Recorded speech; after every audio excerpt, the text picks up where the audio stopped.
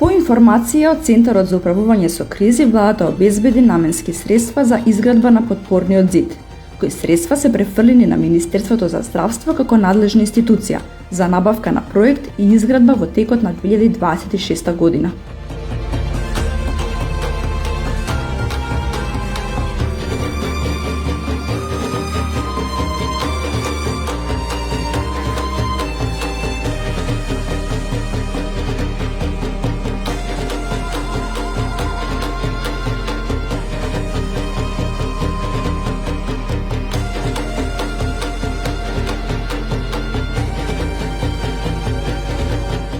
Министерството за здравство изготви техничка документација, односно основен проект и ревизија на истиот. Преку информација до владата се побара обезбедување средства за реализација. Владата даде согласност и според заклучоци од владината седница ќе се пристапи кон објава на оглас за јавна набавка за реализација на проектот.